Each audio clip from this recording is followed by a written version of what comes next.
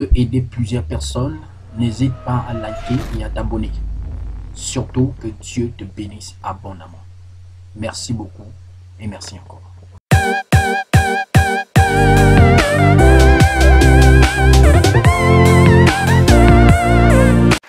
Salut à vous, que le Seigneur vous bénisse. Aujourd'hui, nous sommes encore rassemblés ensemble pour pouvoir examiner la parole de Dieu. Je tiens à rappeler que cette chaîne a pour but d'amener plusieurs personnes à rencontrer Dieu, à le connaître et aller dans les profondeurs avec le Seigneur. Et par la grâce de Dieu, aujourd'hui, nous allons commencer une série d'enseignements, particulièrement sur le livre des Actes des Apôtres. Et je suis sûr que tu vas bénéficier de quelque chose de puissant. Je suis là pour révolutionner l'esprit de quelqu'un parce que Dieu, il a un message pour quelqu'un dans ce temps précis. Dans ce moment-là où nous traversons des temps difficiles, là où nous traversons des temps un peu compliqués, le Seigneur a un message pour toi. Comme je le disais tantôt, que nous allons considérer les actes des apôtres. Et je fais simplement une introduction et nous allons souvent poster des vidéos qui vont parler des différents versets et chapitres dont nous allons parler, parce que nous allons considérer tout le livre des Actes des Apôtres. Et je t'invite vraiment à vraiment t'intéresser, à vraiment suivre, à vraiment prendre note aussi, parce que Jésus a dit au diable, quand le diable a tenté Jésus, Jésus n'a pas dit il est enregistré. Jésus n'a pas dit il est entendu. Non, Jésus a dit il est écrit. C'est pourquoi pendant que tu me suis, tu dois prendre un cahier, tu dois prendre un stylo et tu dois noter ce qui est dit actuellement, parce que c'est vraiment bénéfique pour ta propre vie, bénéfique pour toi-même. Aujourd'hui, nous parlons des actes et des apôtres.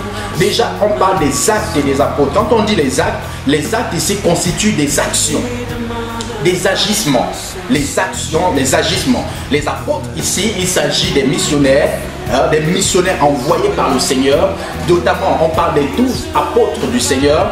Mais au-delà de cela, il s'agit de toutes les personnes qui ont décidé de porter l'évangile et d'aller avec la parole du Seigneur. Parce que lorsque nous lisons dans les actes des apôtres, il n'est pas question des 12 apôtres simplement. Il est question d'une multitude de personnes. Déjà, quand on lit à partir des premiers chapitres, nous constatons qu'il y a quelqu'un qui ne figure pas, quelqu'un comme Paul qui va figurer plus tard, qui n'est pas parmi ceux-là qui le Seigneur a donné les ordres de façon directe. Donc ici, quand on dit les actes des apôtres, il s'agit de ces personnes-là qui ont porté la mission d'aller parler de Jésus, annoncer la parole du Seigneur. Donc les actes des apôtres, les actes de ceux-là qui ont annoncé, qui ont fait ce que le Seigneur a demandé de manière directe vis-à-vis d'eux ou indirectement, c'est-à-dire en passant par ceux-là qui ont été des témoins oculaires. Donc les actes des apôtres ici, nous, en tant que chrétien, enfant de Dieu, si tu n'es pas encore chrétien, je t'invite à venir à Christ, accepter le Seigneur. Ce n'est pas compliqué. La vie ne faut pas être parfait pour être en Christ. Viens avec tes défauts, viens avec ta manière d'être. Jésus va t'accepter tel que tu es. Parce que Jésus ne chasse personne. Il a dit, je ne repousse personne. Aucun de ceux qui viennent à moi, je les repousse. Le Seigneur ne te repoussera pas. C'est pourquoi sois tranquille, viens en Christ. Et si maintenant tu es au Seigneur, sache qu'aujourd'hui tu continues à écrire les actes des apôtres. Les actes des apôtres, ici, il s'agit de tout ce que le Saint-Esprit a fait par des hommes et par des femmes que le Seigneur a utilisé. C'est pourquoi les actes des apôtres, dans certaines versions, on appelle aussi les actes du Saint-Esprit. Les actes du Saint-Esprit. Donc ici, ces actions du Saint-Esprit continuent aujourd'hui. Ces actions du Saint-Esprit avancent aujourd'hui par la vie de tous ceux-là qui ont décidé d'accepter le Seigneur dans leur cœur. Donc les actes des apôtres, le Seigneur t'invite à être participant des actes des apôtres. Parce que c'est un livre qu'aujourd'hui, nous continuons à écrire en tant qu'Église, en tant qu'enfant de Dieu, en tant que chrétien, et nous avançons. Donc les actes des apôtres ici, là, on se pose la question, mais qui a écrit les actes des apôtres? Est-ce que les actes des apôtres sont tombés du ciel? Non, les actes des apôtres ne sont pas tombés du ciel. Ici, la personne qui a écrit les actes des apôtres s'appelle Luc. C'est Luc. Dans la Bible, on le qualifie de médecin, c'est-à-dire une profession sociale. Il était médecin de formation. Donc ici, dans Colossiens chapitre 4, le verset 14, la Bible déclare Luc, le médecin bien-aimé vous salue ainsi que Démas. Ici, Luc, le médecin. Vous voyez, dans la Bible, on le qualifie de médecin. Et c'est lui qui a écrit les actes des apôtres. Allons-y dans Philémon, également là où on parle de cet homme, Philémon. Philémon ici, ça fait partie des épîtres de Paul à son fils dans la foi, Philémon, et il a montré à Philémon que l'autre existe, on appelle comment, que Luc existe. Donc ici on va prendre Philémon, on va prendre le verset 24. Donc Philémon c'est un seul chapitre. On va prendre le verset 24, on va prendre la Bible.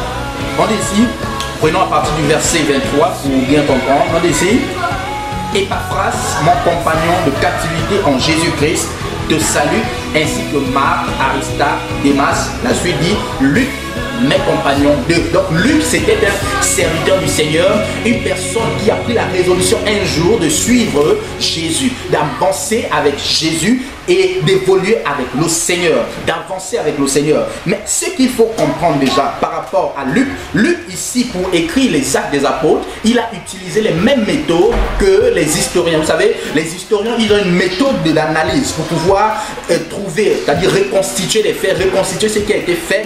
Donc, ce qui a été fait. Voilà, allons-y dans Luc chapitre 1 pour pouvoir comprendre ce dont je parle.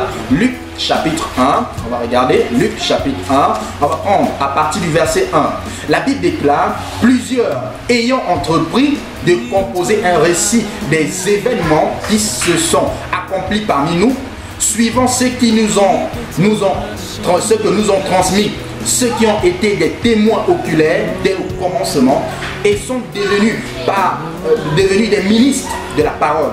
Il m'a aussi semblé bon, ici là c'est Luc qui parle, après avoir fait des recherches exactes, premièrement, c'est-à-dire la méthode utilisée par Luc, sur toutes ces choses, depuis leur origine, de te les exposer par écrit d'une manière suivie, excellent Théophile, afin que tu reconnaissent la certitude des enseignements que tu as reçus. Donc aujourd'hui, en guise d'introduction, ce qu'il faut comprendre, c'est que les actes des apôtres ici, l'auteur, c'est Luc le médecin. C'est ce qu'il dit, c'est que beaucoup de chrétiens, en lisant les actes des apôtres, ne savent pas que les actes des apôtres ont été écrits par Luc. Aujourd'hui, tu es informé. Aujourd'hui, on te présente Luc comme celui-là qui a écrit. Ici, ce qu'il faut savoir par rapport au livre des actes des apôtres, et d'ailleurs même déjà en ce qui concerne la parole de Dieu, c'est que Luc, quand on regarde Luc qui a écrit Actes des apôtres, il n'y avait pas chapitre 1, chapitre 2, chapitre 3, chapitre 4, il n'y avait pas les versets. Donc c'est-à-dire que c'était dans les manuscrits, c'est-à-dire les textes originaux, il n'y a pas de versets.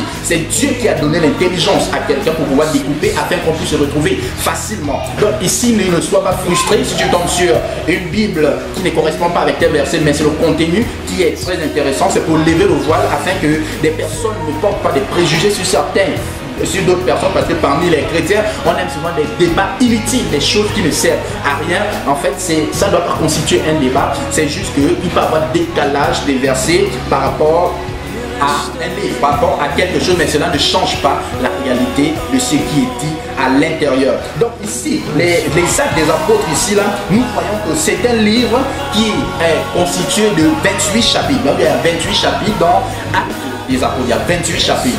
Et ces 28 chapitres-là, par la grâce de Dieu, nous allons faire un effort de parcourir cela ensemble. Et Dieu va te bénir. Vous savez, souvent, on se dit que c'est lorsque un homme rempli, investi, va se lever et commencer à faire des déclarations en disant, voici, moi, Dieu m'a parlé, Dieu m'a fait ceci, fait ceci. Non. La meilleure révélation et les meilleures prophéties se trouvent dans la parole de Dieu, se trouve dans les Écritures. Si tu veux des grandes prophéties sur ta vie, si tu veux des révélations avec précision en ce qui te concerne, ne cherche pas les hommes. Lis la parole de Dieu, médite la parole de Dieu comme toi et moi nous allons commencer à méditer les actes des apôtres. Le Seigneur va richement te bénir. Je vais te donner une petite révélation de ma méditation en ce qui concerne le livre des actes des apôtres. Vous voyez, quand j'ai médité cela, le Seigneur me faisait comprendre quelque chose. Lorsqu'on parle de Actes des apôtres, on voit ici il y a 28 chapitres. Et dans les 28 chapitres, je t'invite simplement à mettre un plus entre 2 et 8. Quand tu fais 2 plus 8, Ça fait combien? Ça fait 10. Et le 10 ici, là, quand on étudie le chiffre 10 dans la Bible, le nombre 10, on se rend compte que 10 ici, là, est symbolique. Cela représente la totalité avec Dieu, la quasi-totalité. Qu'est-ce que je veux dire par là? C'est qu'en réalité, les actes des apôtres ici, tu n'as rien à ajouter, parce que ici, le 10, ici, ça représente le fait que tout est complet. Les actes des apôtres, ce sont des choses, c'est une chose complète. Donc ici, tu n'as pas besoin d'ajouter, tu n'as pas besoin de retrancher. Prends la parole de Dieu telle qu'elle est. S'il y a une chose que tu ne comprends pas dans la parole de Dieu, demande au Saint-Esprit, il va t'expliquer. Parce que c'est l'auteur explicateur, celui qui explique les actes des apôtres. C'est lui qui t'oriente, c'est lui qui te donne, c'est lui qui te dit ce qu'il faut faire, c'est lui qui te donne la clarté. Quand tu ne comprends pas une chose dans la parole de Dieu, ne critique pas, ne dis pas bon, je crois que c'est faux. Non. Continue de regarder cette parole. Le Seigneur, il va t'orienter. Toi, tu fais partie de ceux-là qui vont poser les actes du Saint-Esprit qui ont été posés dans les actes des apôtres. C'est pourquoi il faut être convaincu que oui, moi, je suis un participant des actes du Saint-Esprit, des actes des apôtres. Et dans la région là où tu te trouves, dans le pays là où tu te trouves, le Seigneur t'appelle à te lever afin que par toi, il puisse poser les actions du Saint-Esprit. C'est pourquoi sois tranquille, avance avec le Seigneur, ne te décourage pas. S'il y a une personne qui veut te décourager, ne te décourage pas à cause de quelqu'un.